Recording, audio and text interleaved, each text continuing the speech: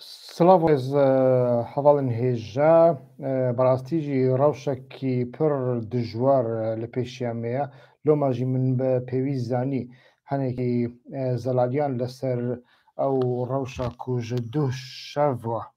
hatiye pêş li Şengalê, li Mexmûrê û li Dêrikê. Yanî ew rewşa ku niha derketiye holê bi rastî jî wê ez bawerim pêvajoyek bê, ne tenê operasyon dê pêvajoyek bê û berdewam bike. Gelek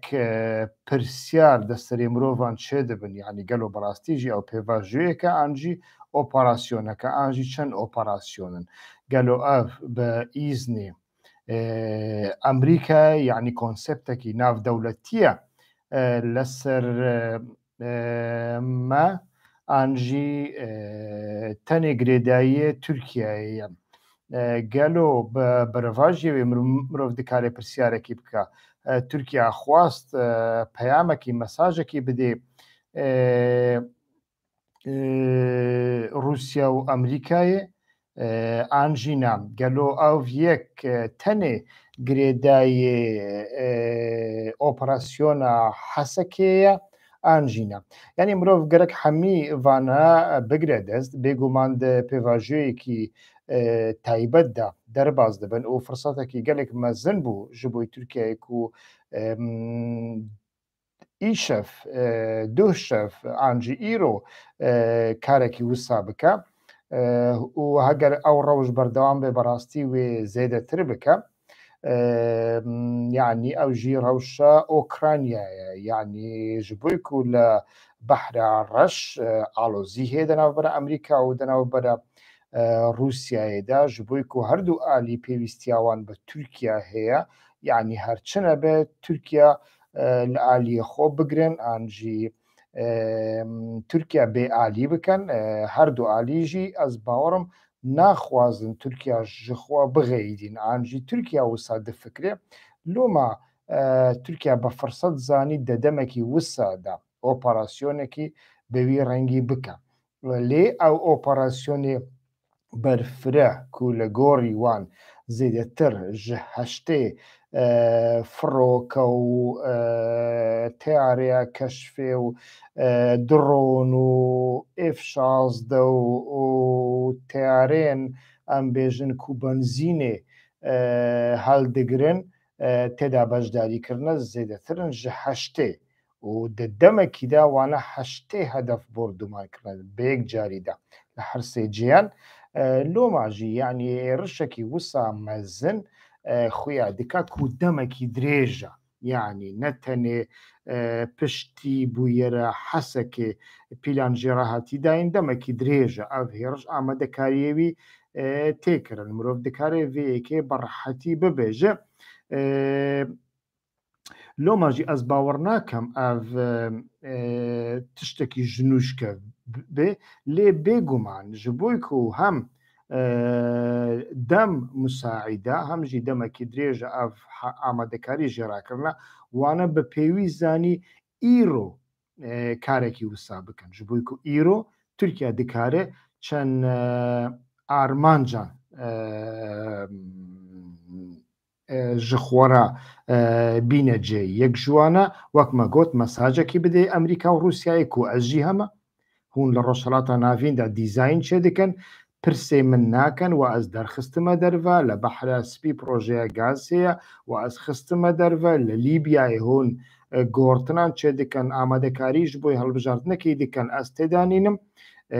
Li Sûriyeyê hûn dixwazin tiştên wisa bikin, ez têdanînim. Li Qerebaxê bi heman rengî. Tirkiye dixwaze mesajekî wisa bide Emerîkayê û wek me got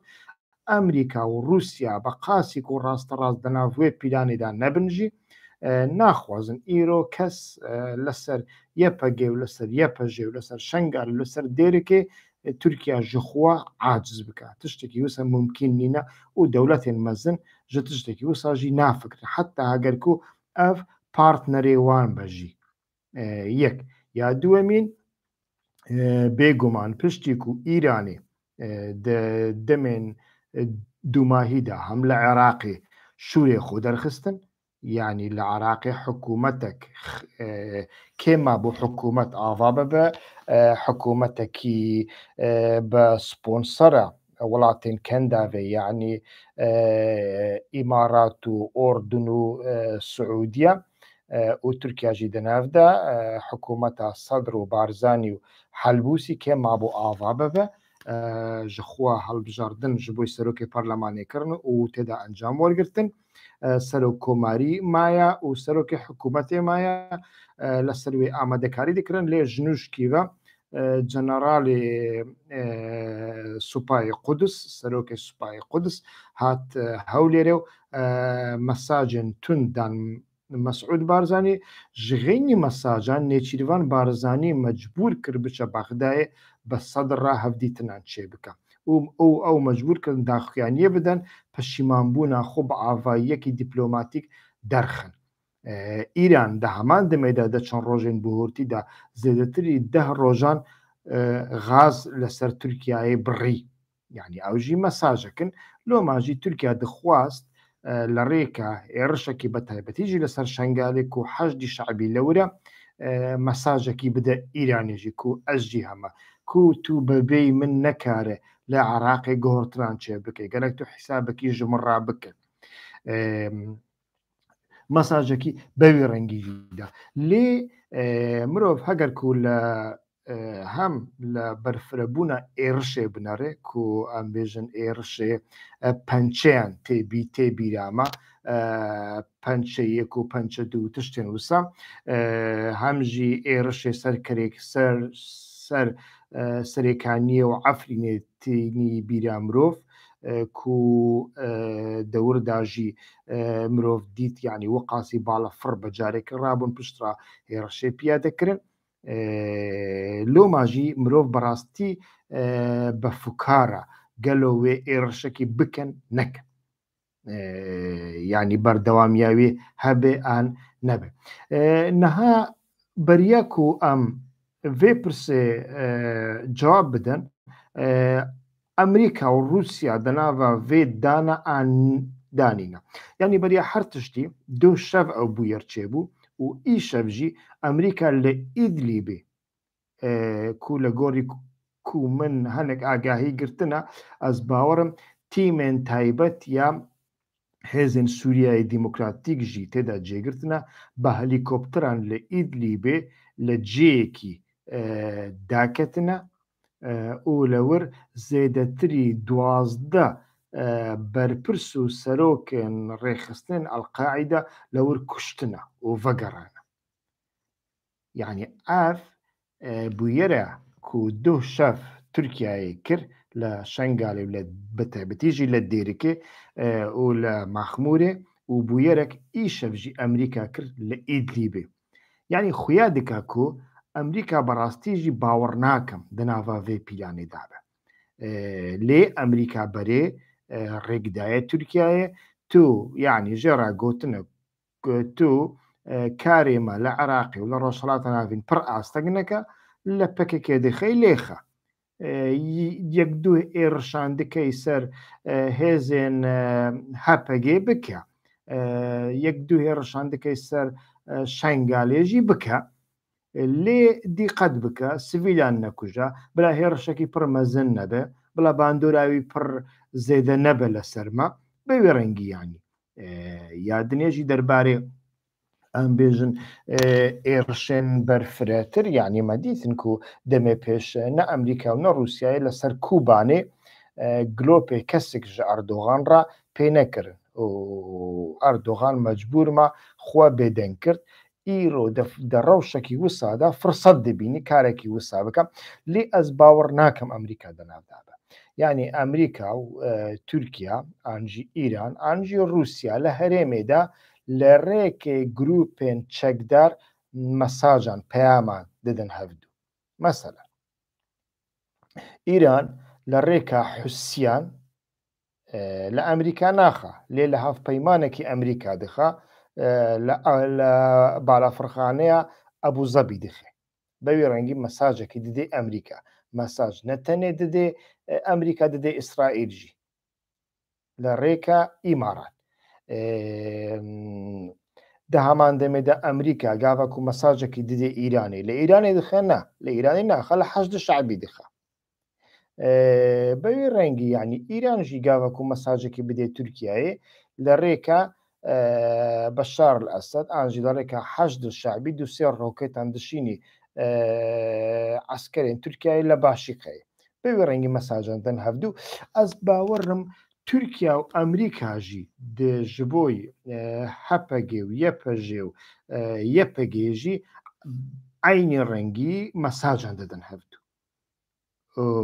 ji hevdû radibêjin ev derya min e tu nekarî mudaxele bikî ew jî dibêje ez jî heme gerek ez jî mudaxele bikim. Yanî mesele hemî navroka meselê bi wê rengiya mixabin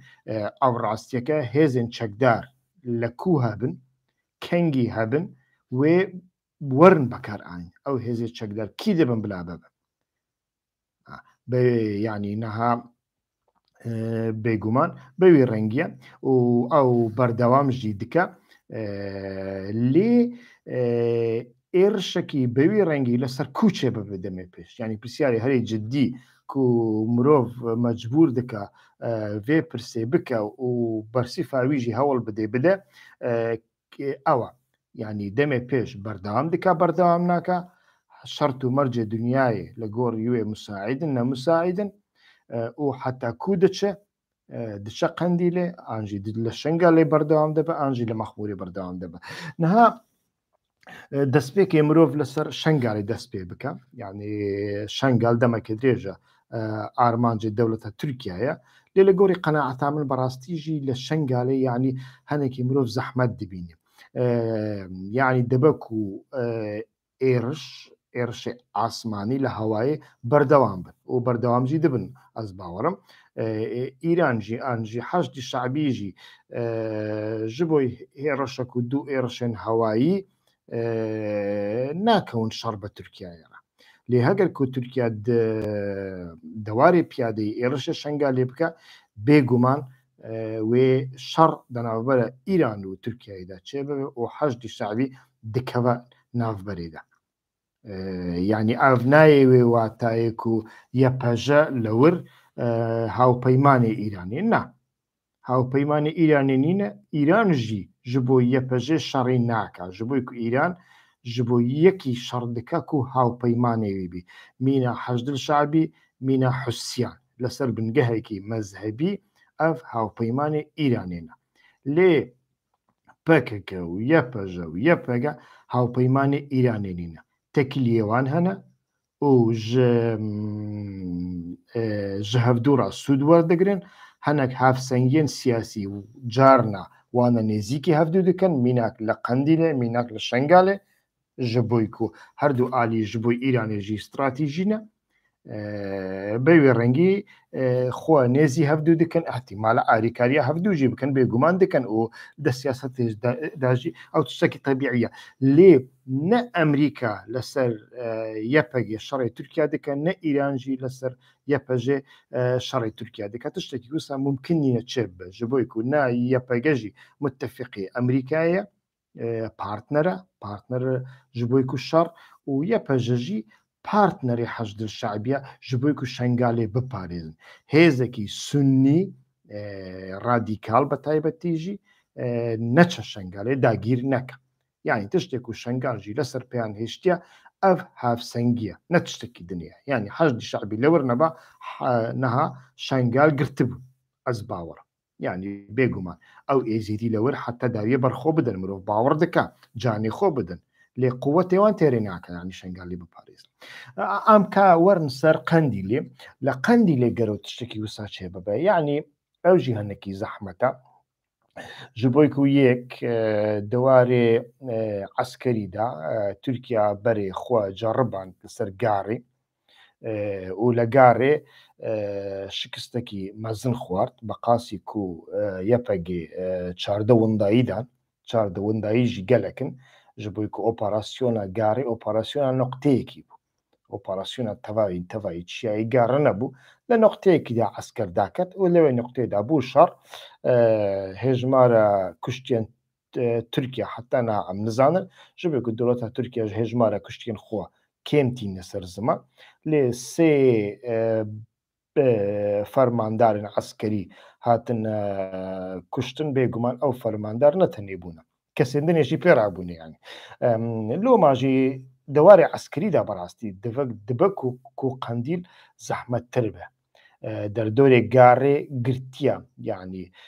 سیلاح جەبلخانە ئەرزاق ئینسان بە زەحمەت دکارن بچن گاڕێ لێ قەندیل نەوسایە قەندیل لەسەر سنووری ئیرانەیە و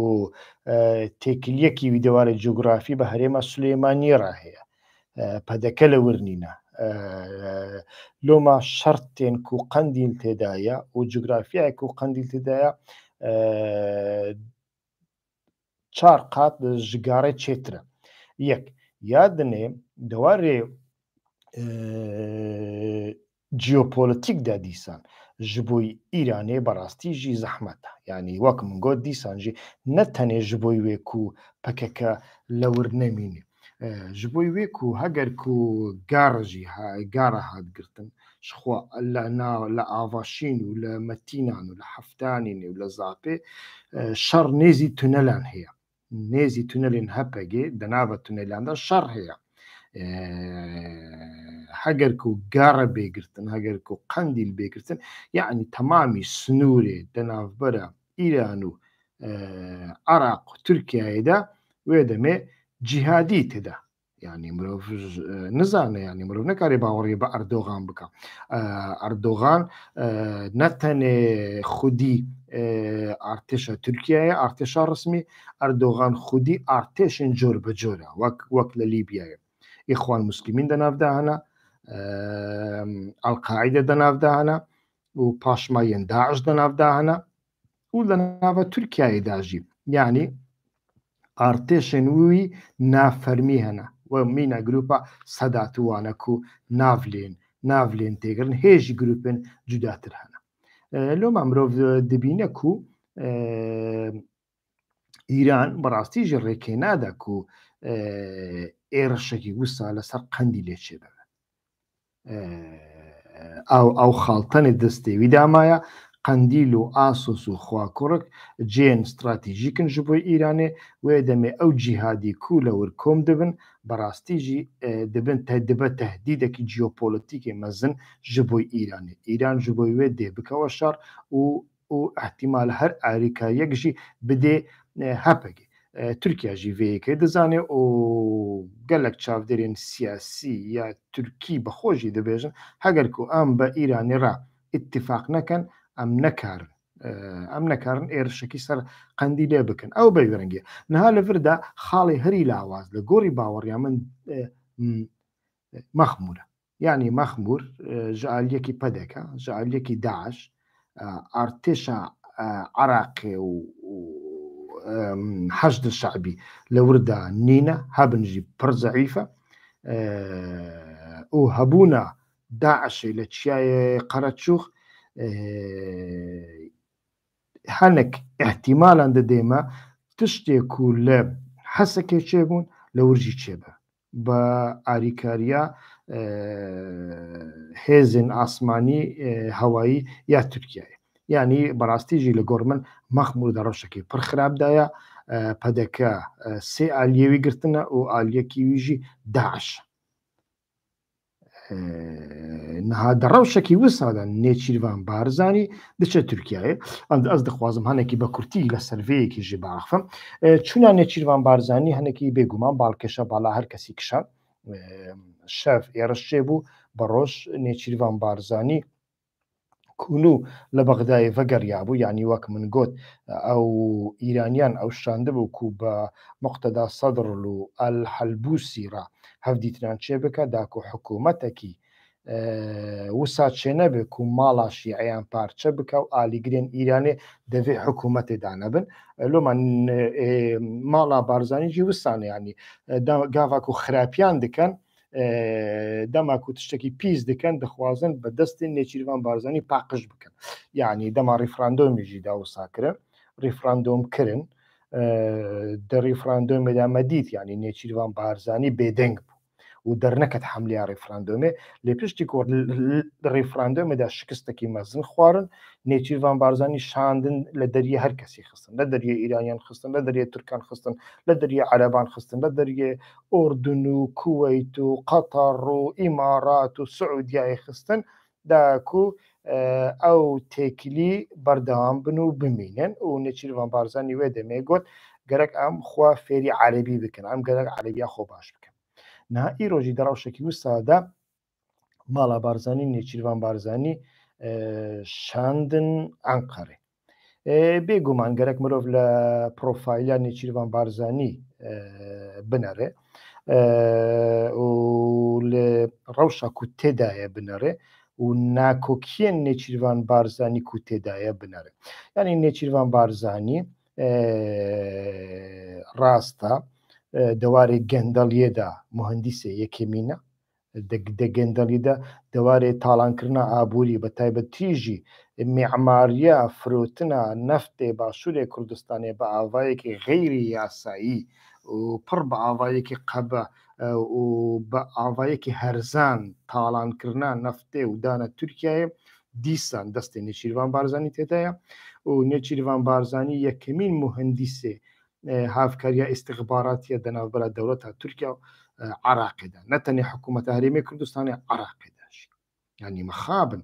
دەماکو سەدام هەبوو عێراق هەرێمەکی پڕپڕ باش بوو ji بۆی کوردên تورکیا ji بۆی کوردی ئیرانیشی بەڕاستیژی وسا بەڕاستیژی ینی مەجارێکی نەدید کو ji aliye سەدام کوردێکی تورکیای لە سنوور بێگرتن و بێ تەسلیمی ئیرانی بکەن ئانژی بکوژن ئانژی بخن کەمین و پوسیاندا تشتێکی وسا نەبوو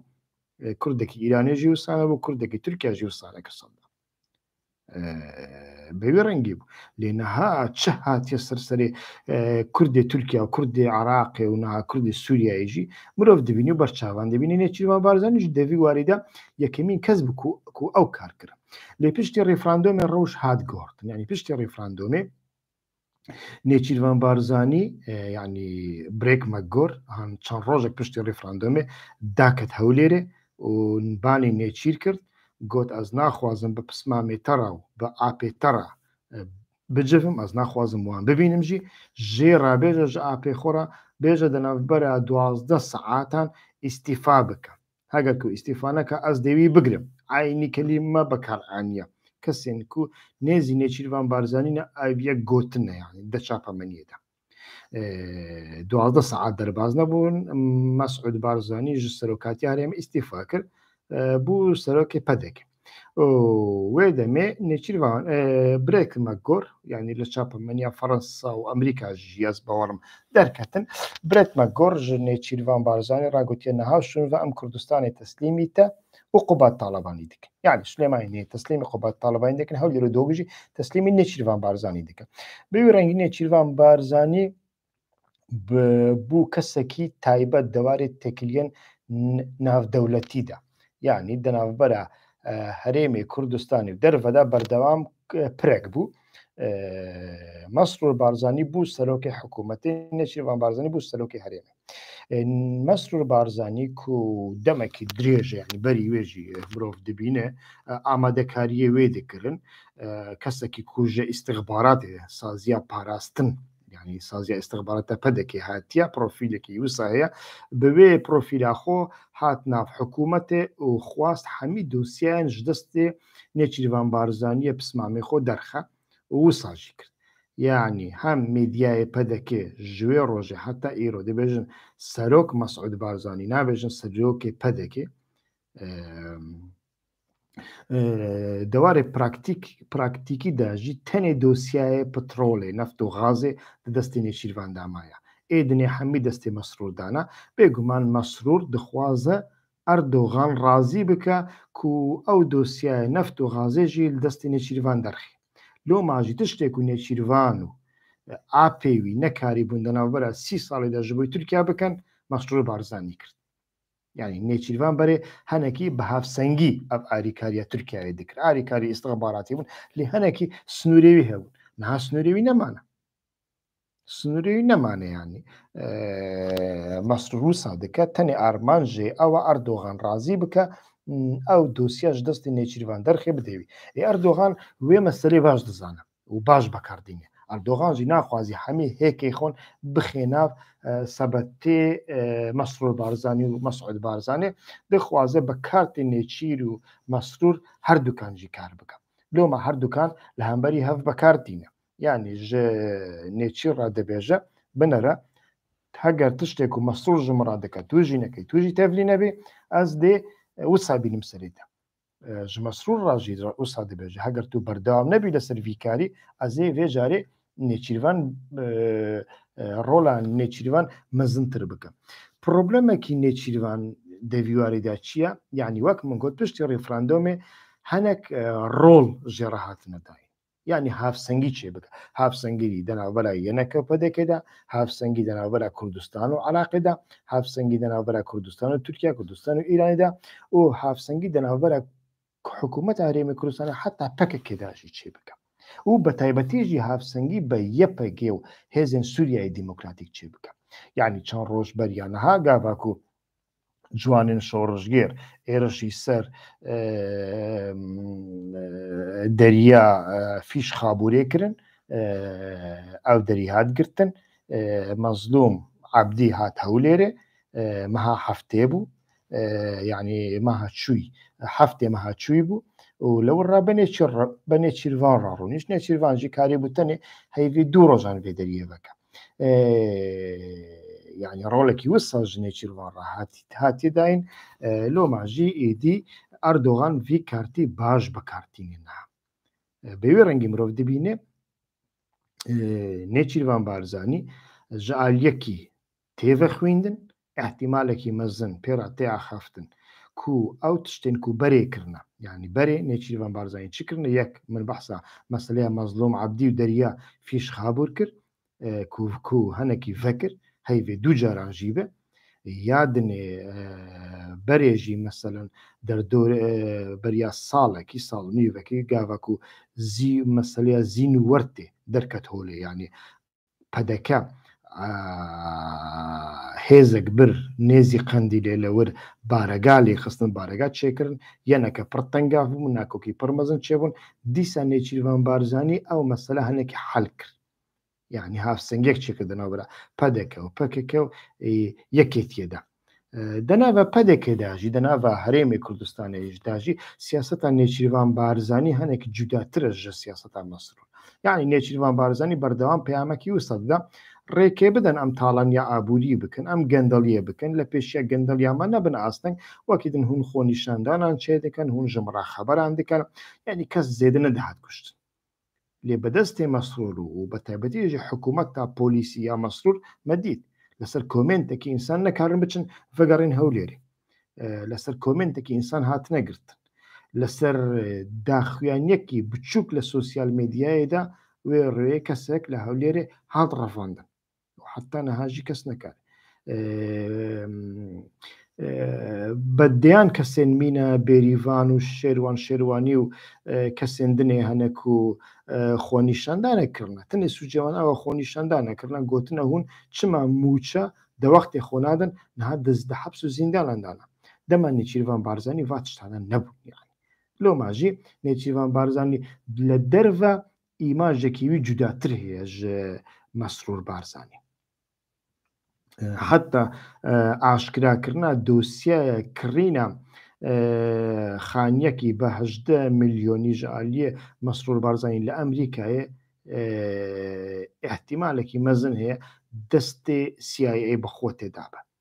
ji bo ku berastî jî ew jî li kiryarê Mesrûr nerazîne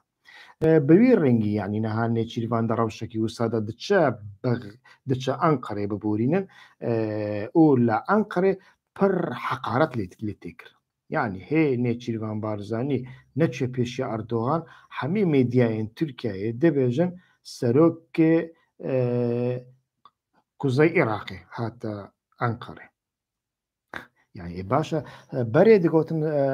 serokê Herêma Kurd ya Bakurê Iraqê yani dîsa çêtir bû Herêma Kurd digotin yani Kurdistan qet nedigotin lê Herêma Kurd digotin niha çawa çêbû bi carekî de نێچیروان بانی دەکەن و لە ڕۆژی ڕەزیل و ڕیسوادەکان دکەن سەرۆکی قوزەی عێراقی یعنی دەڤردە کو تێدیتن لە گۆری قەناعەتا من کو دخوازن نێچیروان بارزانانی تربیە بکەن ئەو تشتێن کو لە سوسیال مدیایە تێن گوتن هەنێکیوی ئەز سەدی سەد ڕاست نابین یعنی نێچیروان بارزانانی دچە ئەنقەرێ داکو تربیە بکەن ئەردۆغان دێژێرا ببێژە ئەم تا وەک کادروەیەکی ئاک پارتی و کادروەیەکی دەوڵەتی تورکیا دەحەزبینن لێ دەمەکە تۆ بە قاسی کوچوویە ناو حامێزە ماکرۆن و جۆ بایدن و برێت مەگۆر و ئیرانیان تو ژمەرا کار ناکەی ئەم شتە دەخوازن تۆژی مینە پسمامێ خۆ بەمەرا کار بکەی و ئالیکاری بکەی و ئەو ئالیکاریە کوتەبەرێکردە زێدەتر بکەی بەوێ ڕەنگی دۆسیای نەفت و غاز دەستێتدا دەمینێ هەگەر کوونە بە ئەم وێ دۆسیایژی دەستێتە دەرخ مەسەلە هەمی بەوی ڕەنگیە و پشت ڕاژی هوونێ لە یوتوبە مندا ببینن کو پسپۆرێکی تورکیا لەسەر Vێئێرشێدا چ دەبێژە ئەس دێ تەرجمە بکەم پشتڕا لەسەر یوتوبە خۆ دینم بەوێ مناسبەتی ژوە ڕەجا دەکەم یوتوبە من کەناڵا من نویە هەوڵ بدەن ئابۆنە ببن سبسکرایب بکەن ڤیدیۆ من بڵاو بکەن لایک بکەن ئەس دێ هەوڵ بدەم شڕۆڤێن جوداتر بە ئاڤایەکی سەر بەخۆ هەمژی بەهێز پشت بەستن بە چاافکانیان جۆر بە جۆر ژوەڕا پێشکەش بکەم لێ ئەزوێ ئاریکاریەژی ژۆ دەخوازم بە کورتاسی دەوێ ڤیددیۆدا پسپۆرێکی دەوڵەتە تورکیای دەبێژە ممکن نینە هەگەر کو لە شنگالێ لە دێرێکی حتا ینی دێرێکێژی دەبێژە و لە مەخمورێ هەگەر و کەسێمە لەسەر عردێنە بن ئەم ممکنینە بکارن ئەنجام وەربگرن یعنی ئەف ژخوامە بەرێدا هەرکەس دزانێ بوو لێ ئەو مرۆڤەیەکی لە دەوێ پسپۆلێکی عسکەری یا دەوڵەتە تورک و هایەدارە ژوان ئێرشانەڕە فاتشتانە ببیزێ مرۆڤ فام دەکا و لە هەرێمێدا پەدەکە چ قاسی کەتیە ناو لە ستۆکەن ئیستیخباراتی یا دەوڵەتە تورکیایە